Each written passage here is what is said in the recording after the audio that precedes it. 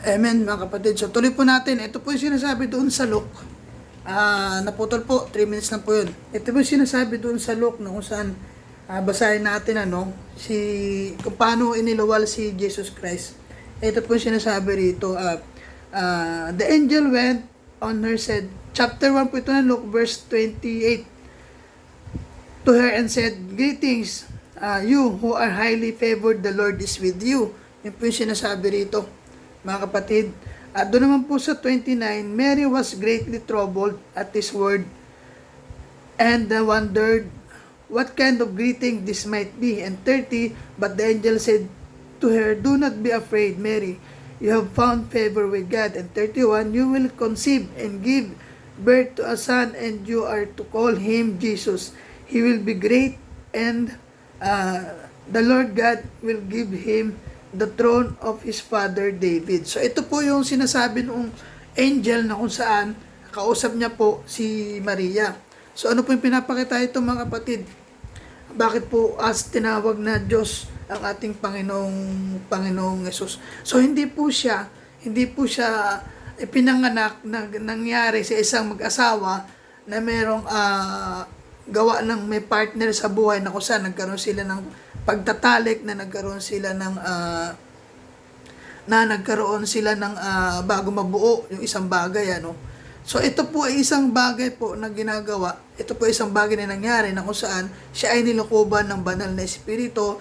At sino po ang gumawa yung kahit taas-taasan, pinakamataas sa lahat, pinaka-powerful na kung saan yung banal na espiritu, siya po yung nandoon sa kaloob-looban ni Maria, at siya po ay nagdalang tao. Yun po yung nangyari doon. So, wala pong contact na nangyari between the partners or your partners na kung saan bago kayo magkaroon ng isang supling ay makakabuo kayo para magkaroon ito ng magtagpo yung inyo pong similya na kung saan ay mabuo yung isang bata. Sorry po sa mga bata na nakikinig pero ipopost ko po ito para po dun sa mga sa mga adult So yun po yung mga kapatid, yun po yung sinasabi rito na kung saan ang ating Panginoon Kristo ay nabuo po sa banal na espiritu at nilukuban si Maria.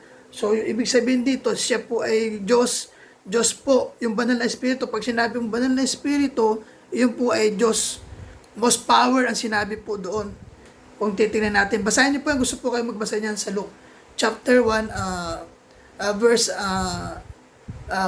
chapter 1 verse 28 to 31. Gusto po kayo po magbasa niyan para po mag-reveal din po sa inyo ang banal na espiritu So yun po yung mga kapatid. So ano pa po yun mga kapatid? Yun po yung kasagutan doon na sabi doon Jesus Christ is Lord. Why Jesus Christ is Lord? Yun ang katanungan kasi So yun na po yung mga kapatid. So ngayon, isa pa po yun, meron pa po tayo dito supporting verse. Makita naman po natin yan dito sa Matthew 16 chapter 22 to 36. Tingnan po natin sa Matthew naman.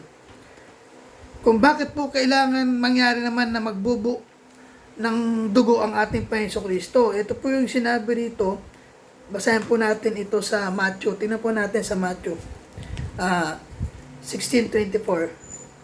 22 to 23. Ito po yung nangyari kung saan ipinahayag niya na yung mangyayari sa kanya.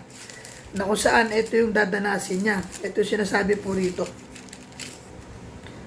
Matthew 26 verse 22 to 23. Ito po yun mga kapatid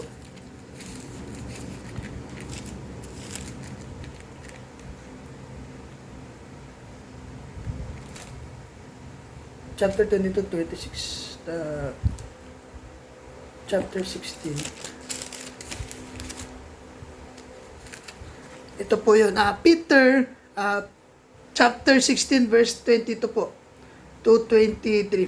Peter took him aside and began to rebuke him. Never, Lord, he said, this shall never happen to you. And Jesus turned and said to Peter, get behind me, Satan. You are stumbling block to me. You do not have in mind the concerns of God, but merely human concerns. So, anong pinapakita rito mga kapatid? Sinasabi po rito mga kapatid, yung pangyayari po na yung pangyayari po na iyon ay hindi pwedeng pangunahan o gawa lang ng iniisip ng tao. Dahil po yung kanya pong pagkamatay ay mamamatay siya. Gagawin ito, kailangan mangyari dahil yun po yung sinasabi na dapat gawin niya, yung po inutos sa kanya ng Diyos Ama, na yun po dapat na talaga mangyari, yung will po ng Panginoong Diyos. So, bigyan pa po natin ng isang supporting verse yan, mga kapatid, para po maunawaan natin kung bakit po kailangan mangyari na magbubuo ng dugo ang ating Panginoong Jesucristo. Tingnan po natin doon, nung siya po ay nananalangin sa Getsemani, ito po makikita natin sa Matthew pa rin po. 26,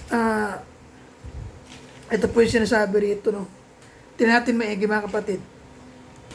Ang sinasabi po rito, then he said to them, my soul is overwhelmed with sorrow to point of death.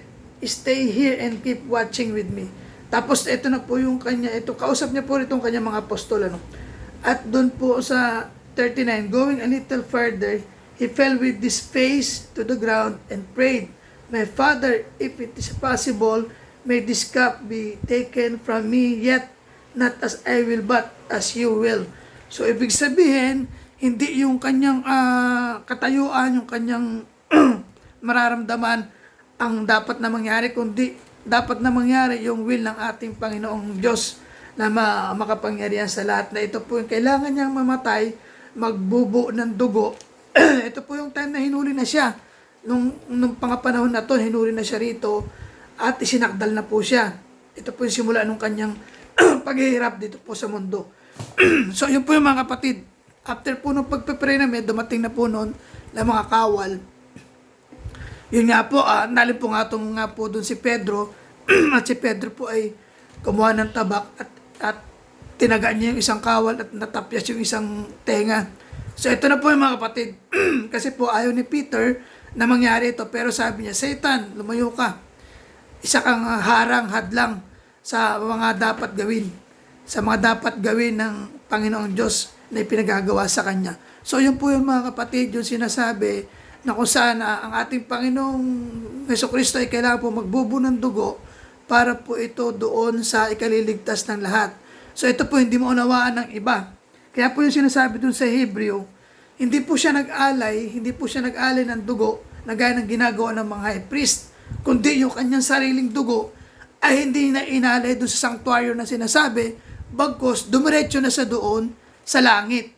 Yun po yung nangyari, mga kapatid. Kaya ang ating Panginoon Kristo, una po, yun yung sinasabi rito na siya ay Diyos. Siya po ay, yun po dahilan ng kanya pong pagkamatay. Kaya po yung iba, ito minsan pa nga, tinutuya ito na sinasabi nila, kung siya ay Diyos, bakit siya namatay? O, yun yung hindi nila unawaan. Kaya nga, pag hindi tayo nag-aral ng salita ng Diyos, hindi po natin ito maunawaan, mga kapatid. Kaya nga sabi, malino na sinasabi ng ating Panginoon Kristo, hindi lang sa tinapay nabubuhay ang tao, kundi sa salita, nagmumula sa salita ng Diyos sa kanyang bibig. Yun yung sinasabi dito ng ating Panginoong Jesucristo. So yun po mga kapatid.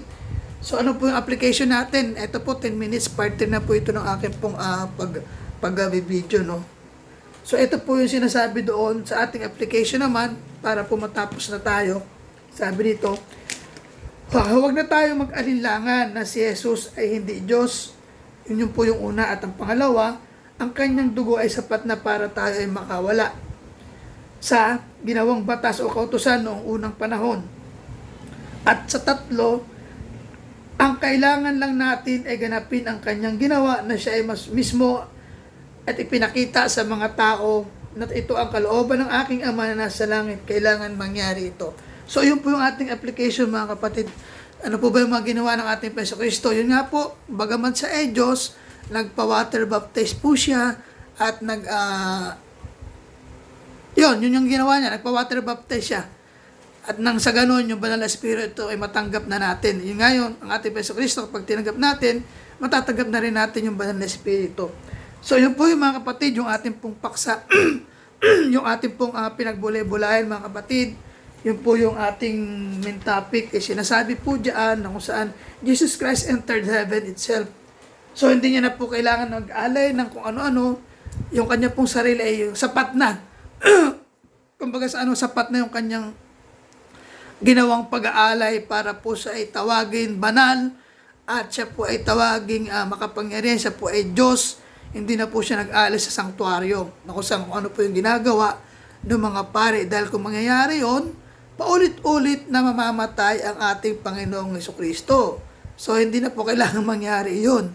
Yung pag-aalay na ginagawa ng mga high priest na taon-taon ay nag-aalay sila ng dugo sa sanktuaryo, no? So, yun po yung mga kapatid, yung ating pong main topic. At nawa, nabusog po ang spiritual life natin sa ating pong buhay. Nang sa ganun ay, isa po itong magiging buhay din po natin pagdating po ng panahon. Dahil nga po ang sabi, hindi lang po sa tinapay nabubuhay ang tao, kundi sa salita na nagmumula po sa Diyos na makapangyarihan. Yun po yung ating Diyos Ama. Ito po yung dinala ng ating Jesucristo, yung kanyang salita ay pinahayag niya ito sa buhay natin at naunawaan natin. Yun po yung ibig sabihin dito mga kapatid. Kaya po tayo nagbubulay-bulay ng salita ng Diyos. So mapagpalang umaga po muli sa inyo at God bless. Please po, ma-share naman po ito at mag-subscribe naman po tayo doon po sa akin pong channel. At dito po makikita natin ang buo yung akin pong video mga kapatid. At sana nawaan magkaroon tayo ng patuloy na pagtitiwala sa ating Diyos at makapangyarihan sa lahat, na siya lamang ang ating Diyos, wala nang iba, ang ating Jesucristo at siyang tagapagligtas. So God bless everyone, at ang araw po ngayon ay June